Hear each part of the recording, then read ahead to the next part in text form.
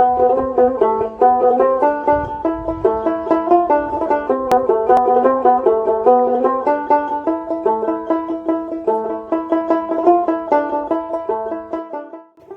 আলাইকুম, সবাইকে আবারও স্বাগতম জানাচ্ছি গ্রামীণ আরেকটি ব্লগে।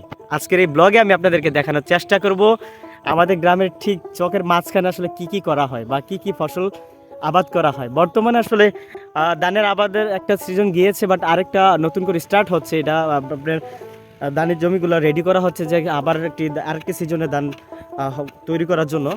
সো আমি এখন আছি একটি সরিষা ক্ষেতের পাশে। সো এই সরিষা ক্ষেত্রে আসলে এসে এতটাই ভালো লাগছে, এখানকার চারপাশে যত দূরে তাকায় না কেন এই দৃশ্যগুলো দেখে যেন গ্রামের প্রেমে পড়ে যায়। কারণ হচ্ছে কি জানেন, এই দৃশ্যগুলো আসলে ঢাকা শহর কিংবা দেশের বাইরে যারা আছেন তারা কখনোই দেখতে পায় না বা আমরা দেখি না অ্যাকচুয়ালি।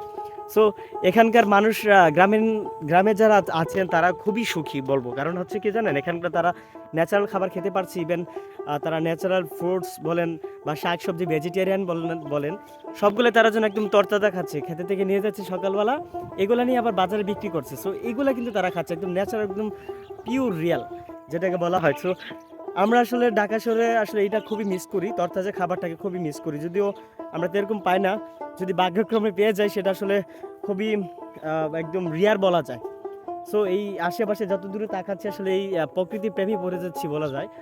আর আশা করছি আপনাদেরকেও ভালো লাগবে ভিডিওটা, কারণ হচ্ছে আমি চেষ্টা করছি আমি নিজেও ঘোরার জন্য এবং আপনাদেরকে ঘুরে দেখানোর জন্য।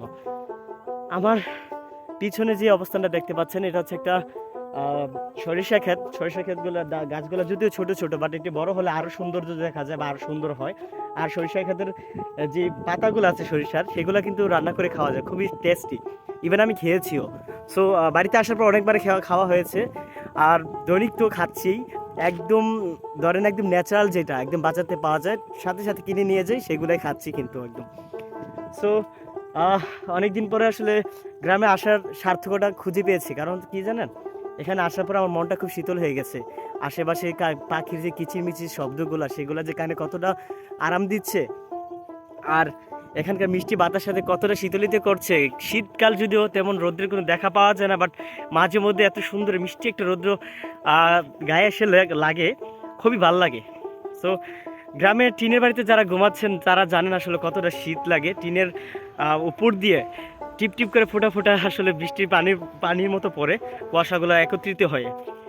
এই হচ্ছে আমাদের বিষয়, আর আপনাদেরকে দেখানোর চেষ্টা করছি আশেপাশে যে ভিউটা আছে, ন্যাচারাল একটা ভিউ, সেটা দেখানোর চেষ্টা করছি। সবাই সাথে থাকবেন, পাশে থাকবেন। ধন্যবাদ।